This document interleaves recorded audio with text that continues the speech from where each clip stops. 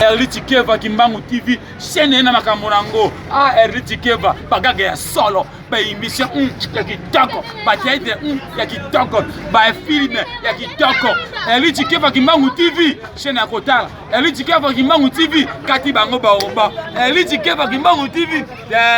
gaga ya solo, koto sabono, koti mbala moko moninga, liyanda lisofote bosonja bolingola, misamba, bizama pana londe, nyamazamba sila kasomo te, ngayo liyenye nazali yao. Ah, on a Erli Tikeva Kimbangu TV, nazali awa. Erli Tikeva Kimbangu TV, oh kata masasamba, kata, bao.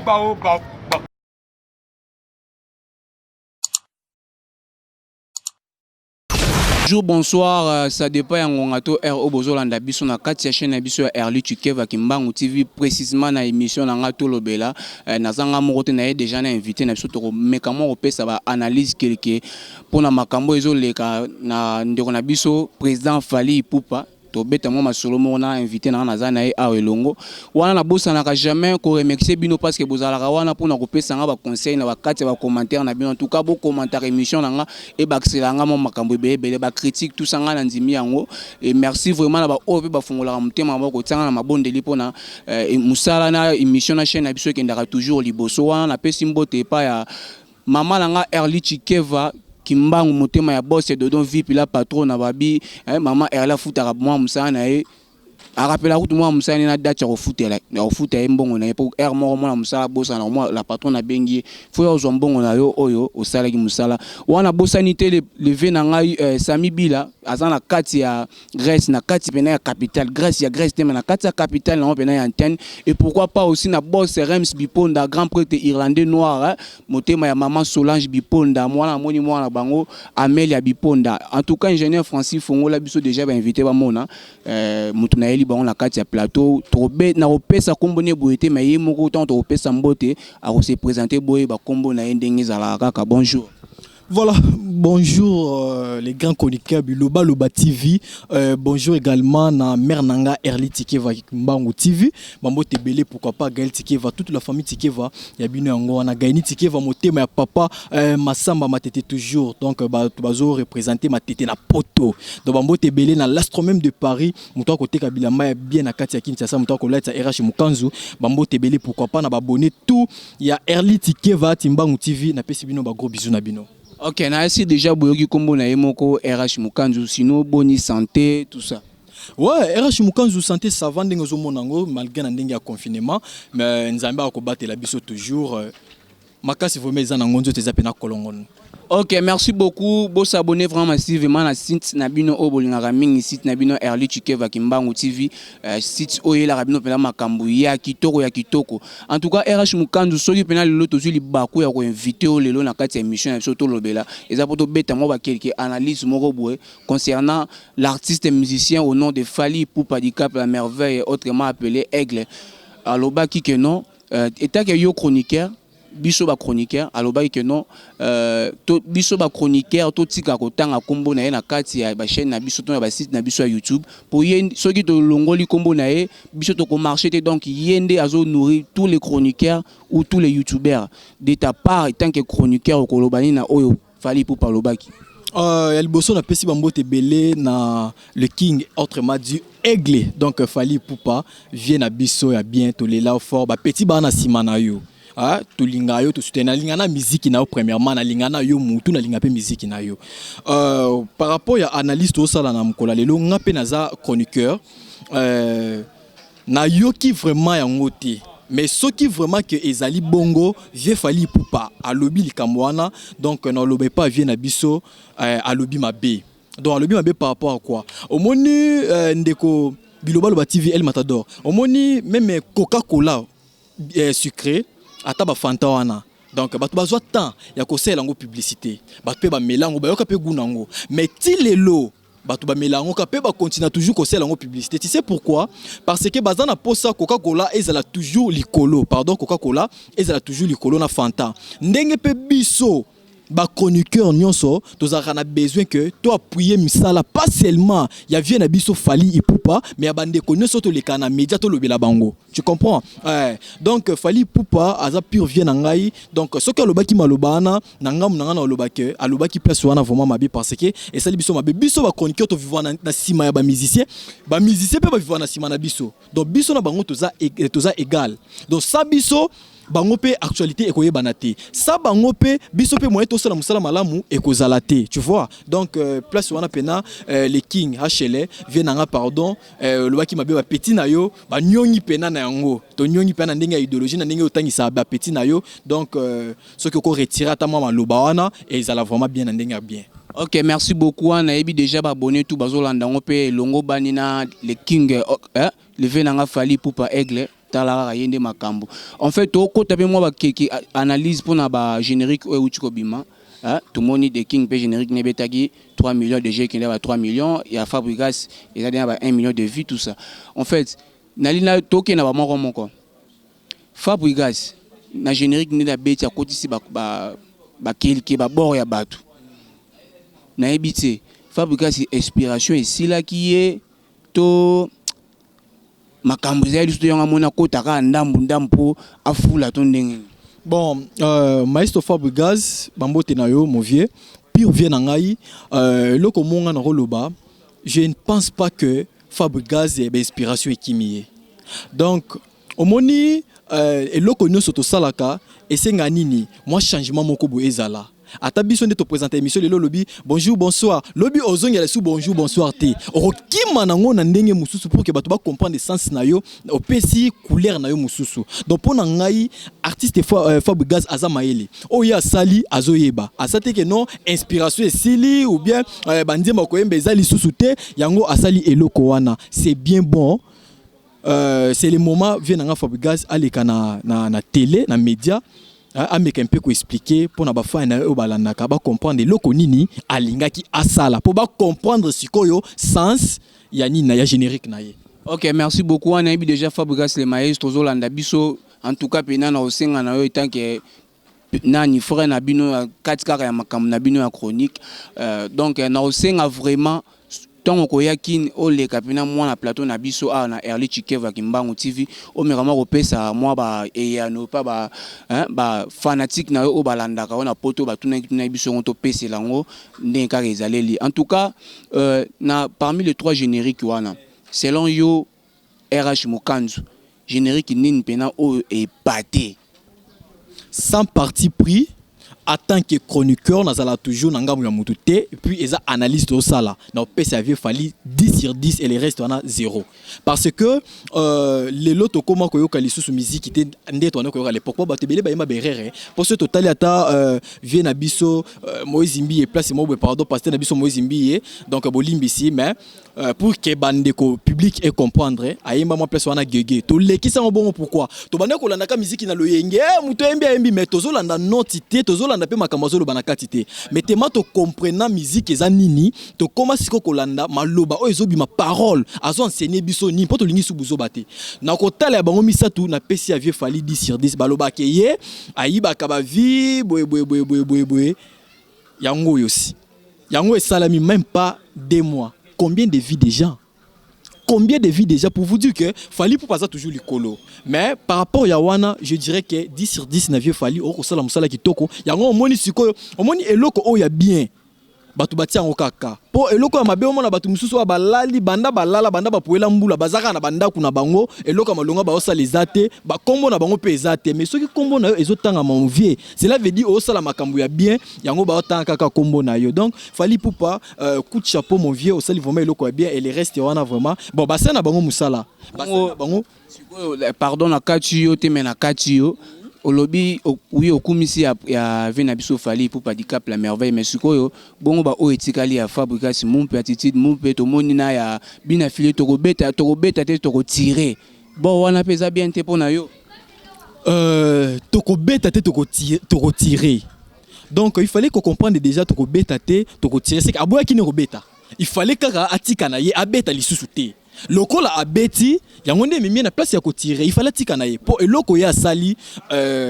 aza artiste na biso na linga epe na landa pe musique nende tia yo lobaki okokende na bondelaki yo aloba ba parole ya bien na kati mais tant déjà azwaki idée olobake to beta te to tirer il fallait le laisser il fallait kotika tika on pena pona libela po lokola beti siko beti siko frappe pona nga bina filé pena 0. Ah oui, là, pena le sans parti pris 0, Fabregas 5 sur 10. Na ebité RH Mukanzu tala makambo ezo lukawa donc babi bina fila koma ko kangisa ezo banga tozolo ba pe bina file 0. Tout ça la analyse non est-ce que ngana fini mutu olobi na ngai na pesa ba point par rapport ya Fabregas ya générique na ye ya fali pupa na ya bina filé c'est la conception na ngai selon ngai na ndenge natali ba générique non somi ça tout j'ai vite compris que non fali pupa sali eloko ya bien na pesa ba point omoni jury Fabregas au pesi combien na lobi 5 sur 10 non boya bina filé 0 ka oh na lobi 0 pour na yoki na makama malonga kuna kati te oh oui na lobi 0 pour na yoki makama malonga kati wana pire vient na nga via matete. Vient na biso pena matete pourquoi pena ko na matete na nunga wana pire vient na ngai mais azongela lisusu ko beta mbala mi bali peut-être osali ata moi bien donc yé lo esimbela ke zeka ba biloko na mo ba chana ye ba keke rumba donc générique pena a fouté o ndeka yo mo lobby ngaya batute en fait tout ça moi keke analyse pour nana boduka plutôt na Charlie Prince ndenge makamongo zo tambola ba chroniqueur tout ça ba mi koloba biloba loba pour na yo chroniqueur et tant que yo pe chroniqueur et lo nyo ko loba pour na ba chroniqueur ba ko tika buzobo te zo leka et leka kaka boefo ba luka ko sambisaka batu. Là je dirais directement na bande kona biso ba confrère ba concert na biso toza ko sala msala biso tout toza mutu moko le même erreur salami pa nana boduka yango pesa ko sala makote ya vie na biso pacho RFI. Tu sais dernièrement awa Kofi Olomide a invité qui tous les chroniqueurs a bengaki ba chroniqueur o ba sala combo ba o ba sala msala très bien on a ndenge ya logique ba o pe bazana bagage intellectuel. Alors mon vie était parmi batwana bazalaki mais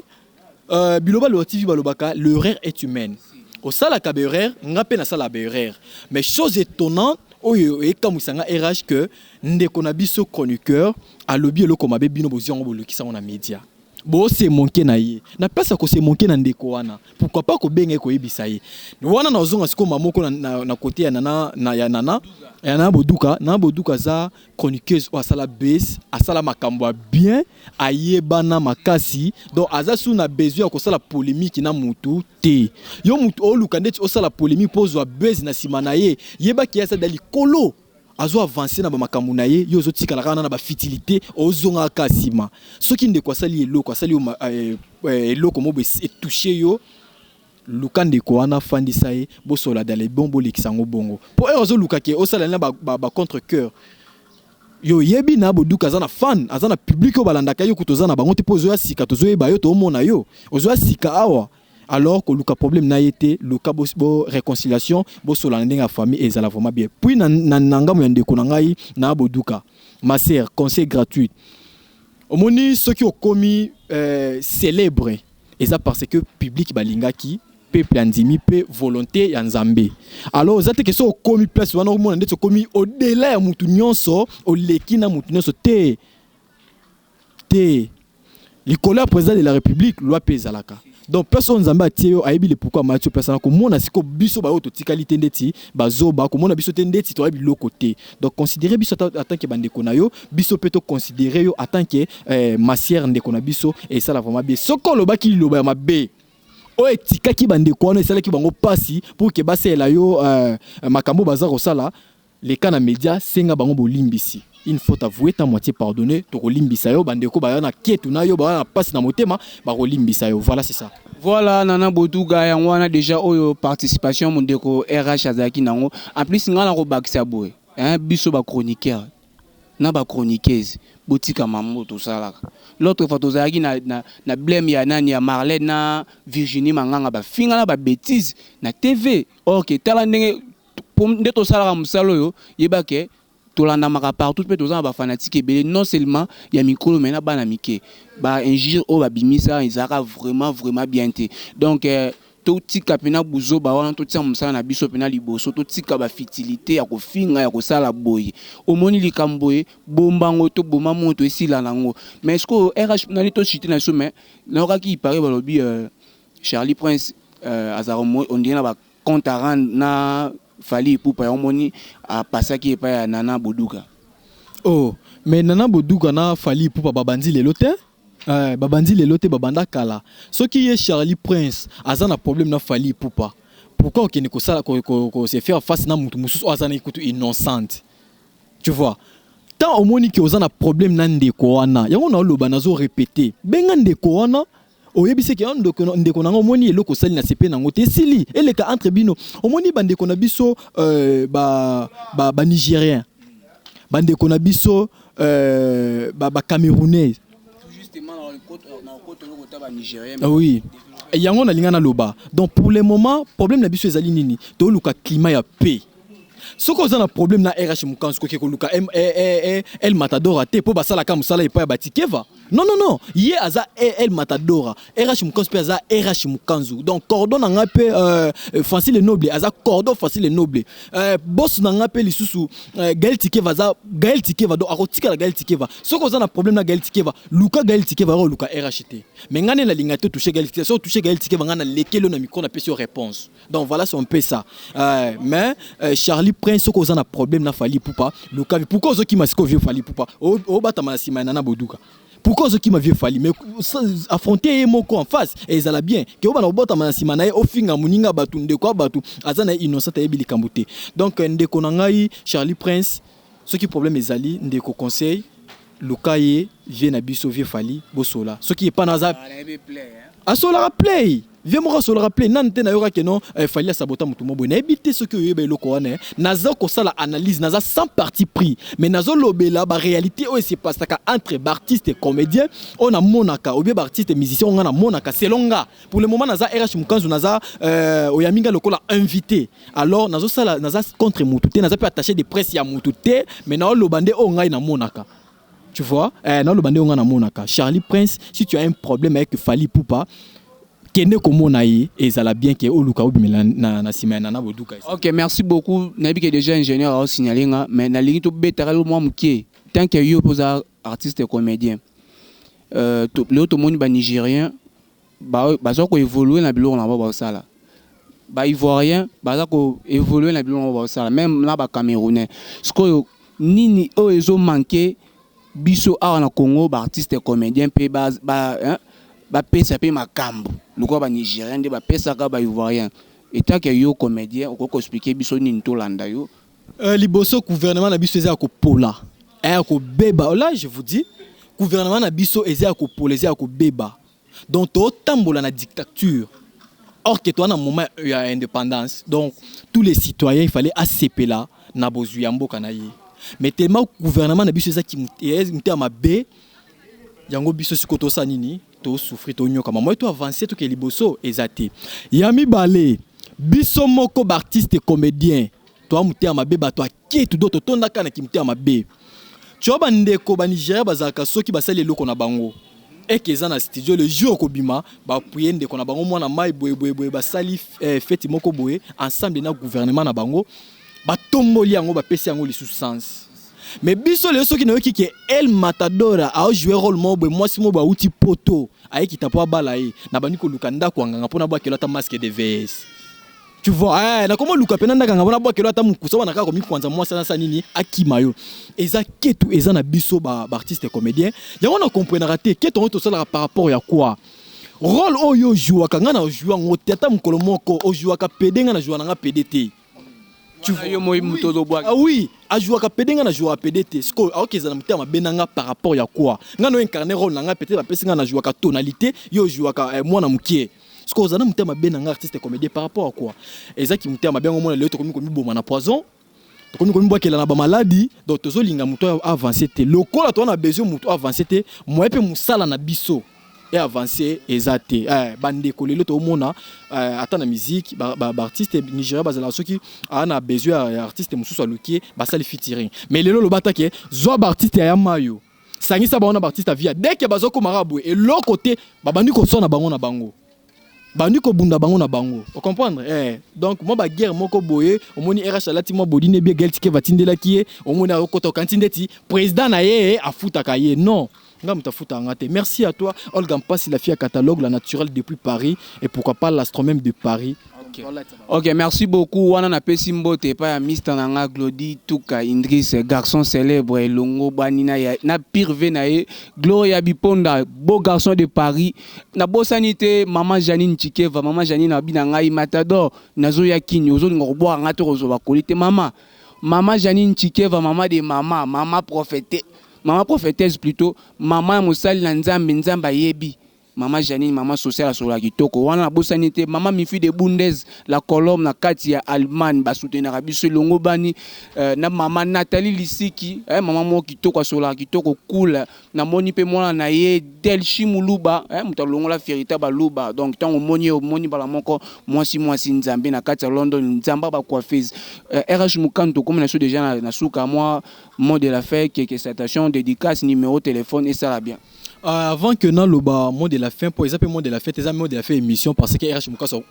Mukanzu a kufina noté. Na banana nous ko pesa moi conseil na par rapport à analyse to sali awa. Nyonso otolobeli ka eloko moko kimte mama be. Bandeko ba vivre la kimte mama be, c'est le moment qu'on se repentir pour que Moussa na biso ba chroniqueur, ba musicien, ba comédien et avancer et kende liboso. Ce qui RH Mukanzu abeta ki libaku na maloba na ye bolimbisi me biso to ko sala musala ya mboka lokola bino ba ko senga na biso. Voilà c'est un peu ça. Bambote belé na bandeko nyoso balinga RH Mukanzu na besoin soutien na bino. Na besoin conseil remarque bo soutenir nga pe na moyen financier et ça la bien. Pour na le kaboye na loba. Donc il faut la tama propre sinoté oyebika biso moto yebi YouTube ndenge zalaka. Voilà bambote belé na Olga Mpassi la fille à catalogue la naturelle, maman Farel Jigel Christine Chanel mère nanga ba bonne guérison na yo nzambe alola akanisela yo nzambe alola amona yo nzambe alola sungo place ozali obika numéro de téléphone à RH Mukanzu ozali plus 243 82 13 84 374 plus 243 82 13 84 374 mutu nyonso za na besoin ko contacter RH Mukanzu na ba téléphone nga moko mutu yambela nga téléphone teta maboko nanga. Ok, merci beaucoup. En tout cas, vous s'abonner à site Nabino. Baye oyo bozana ba maison d'habillement, maison kekeleri, tout ça, bozana besoin ba servir ba publicité. Contactez biso na numéro moko eza wana kaka liboso affiché wana bokozwa biso to kosala bino ba publicité ndenge kosenga bino soki pe bozo luka mutu oyo azosala kosala bino ba entretien tout ça ba société na bino boza ngo quelconque awa na kini et senga ke no bozo mutu moko boye frigoriste moko ba s'occuper na mambo etali climatisation tout ça ba frigo tout ça contactez El Matador parce que nazaka na suika na preste nazape na kati ya musala maboko. En tout cas bo s'abonner massivement na kati ya site na bino ya Erli Chikeva Kimbangu TV précisément na émission Tolobela parce que awa El Matador mise alobela ka nyonso na pesi mbote pa ya Francine Noble na sima caméra bilili yemta bimisi biso en tout cas kitoko na pesi mbote na Manza, motema ya Francis Dabusu et à ma maman Mimi Masumu, pourquoi pas aussi à maman Vanessa Makindou, c'est depuis Paris. Donc beau s'abonner, beau aider biso vraiment à conseiller au salaire moi bien pour toi qui est liboso bayo.